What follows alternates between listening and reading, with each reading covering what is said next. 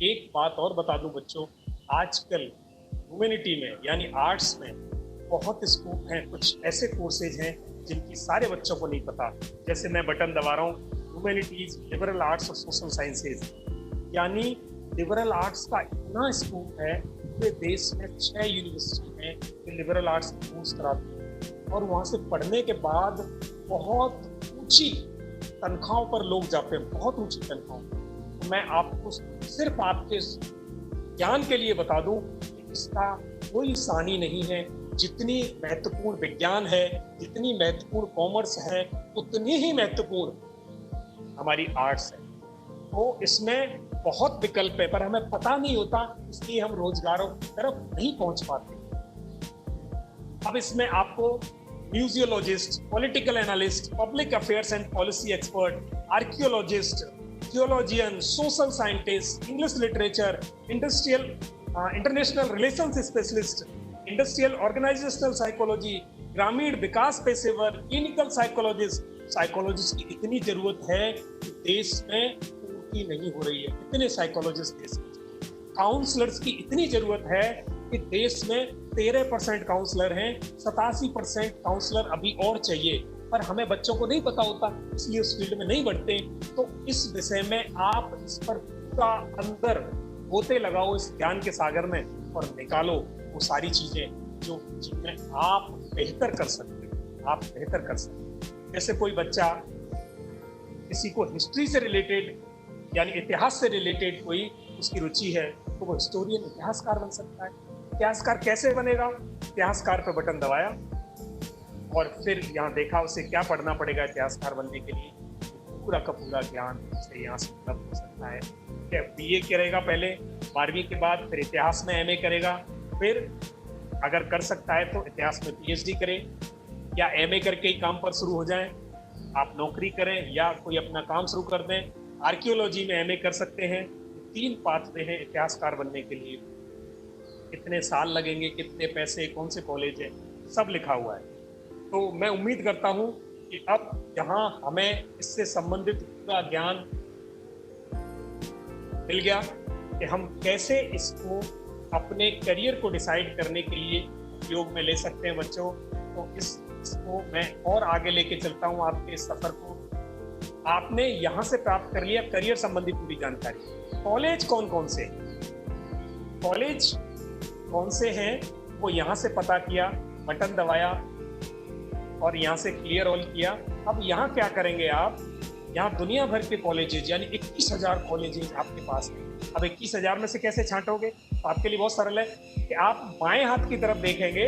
यहाँ आपको तय करना है कि मुझे गवर्नमेंट कॉलेज चाहिए या प्राइवेट, या गवर्नमेंट एडेड, या कोई और। तो मैंने गवर्नमेंट लिख दिया, तब ये सारे गवर्नमेंट के कॉलेज लाएगा। ये देखिए, अब गवर्नमेंट के कॉलेज कहाँ चाहिए, कौन से देश में?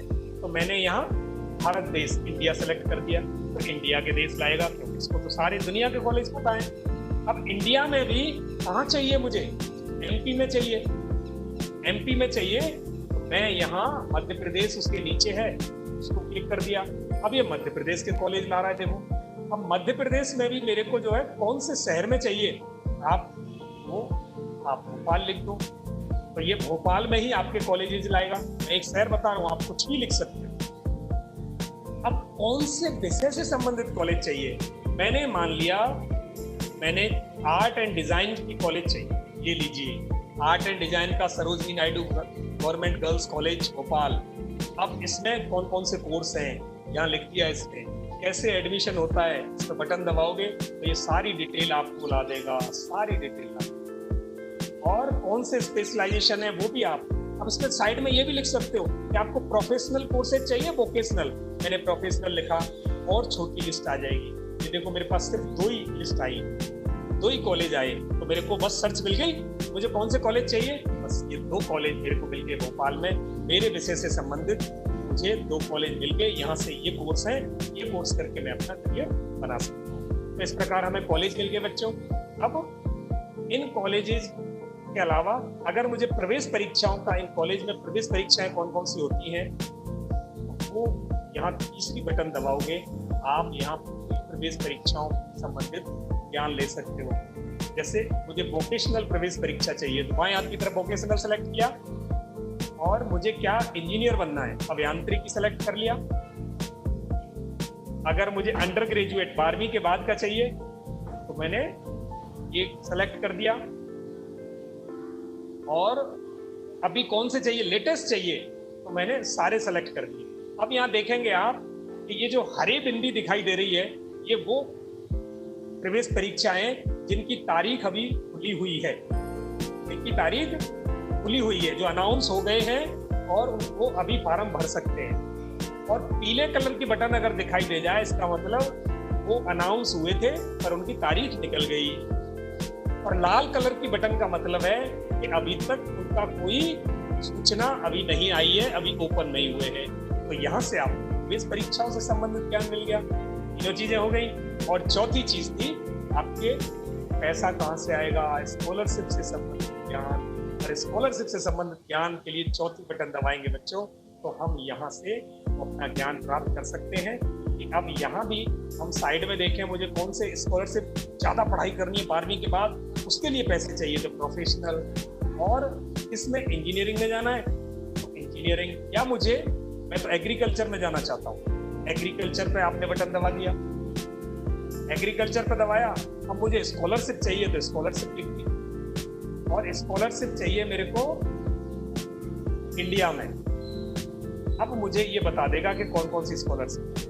देखिए, ये श्री राम जिंदल स्कॉलरशिप, किसी एक पर बटन दबाओ तो पूरा का पूरा ज्ञान इससे ला देगा। श्री राम जिंदल स्कॉलरशिप में कैसे फार्म भरते हैं, कब फार्म निकलता है, ये कौन सी 11वीं और 12वीं बच्चों के लिए है। ये 500 रुपये महीने देता है जब आप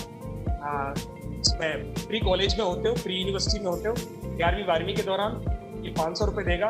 अगर ITI में पढ़ने जा रहे हो तो वहाँ ये आप 500 रुपये देगा। और BA BCom BSc के लिए जा रहे हो तो वहाँ ये कितने पैसे देगा।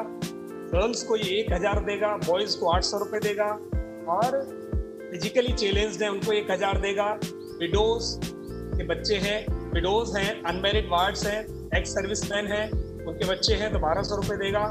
ऐसे करके ये पूरी कैटेगरी बनी पड़ी है। तो आप उस हिसाब से अपना फॉर्म भरते हैं और वहाँ से वो पैसे, ये एक स्कॉलरशिप मैंने बताई है, बहुत सारी स्कॉलरशिप है। जहाँ आपको लगता है कि आप वहाँ फिट बैठते हैं, उस स्कॉलरशिप से आप बच्चों अपना फॉर्म भर के वहाँ से स्कॉलरशिप की मदद ले सकते हैं। इस प्रकार ये जो महासागर था ज्ञान का, जहाँ से आप करियर का ज्ञान ले सकते हैं, 4 चीज़ों का ज्ञान अगर आपने ले लिया और पढ़ाई के साथ ये 4 चीज़ों का आपने ज्ञान लेकर दोनों का मिलान कर लिया, और अगर कोई कंफ्यूजन हुआ तो आपने पोर्टल पे, या जैसे आप अभी चैट पे भेज रहे हैं क्वेश्चन, वैसे पूछा, या अपने शिक्षकों को पूछा, तो आपको अपने करियर के लिए, अपने जीवन के लिए सफल मार्ग प्रशस्त हो सकता है, मिल सकता है।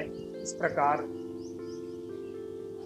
बच्चों, ये था इस पोर्टल की गहराई का ज्ञान। अब बहुत सारे बच्चों ने कुछ सवाल पूछे हैं,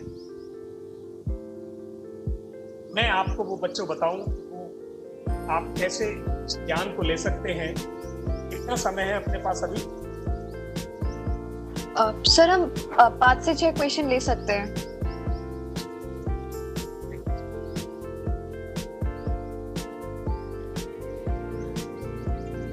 बच्चों, मुझे एक सवाल पूछा है,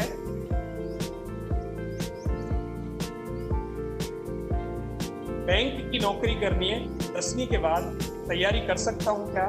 यस, आप कर सकते हैं। और बैंक की नौकरी के लिए आपको क्या करना है, यही आपके पास जो तिलिस्म है, आप इसमें जाएं, करियर संबंधी जानकारी ली, करियर संबंधी जानकारी पर आपने बटन दबाया, और अब आप यहाँ आपके पास 2 ऑप्शन मिलेंगे। यहाँ नीचे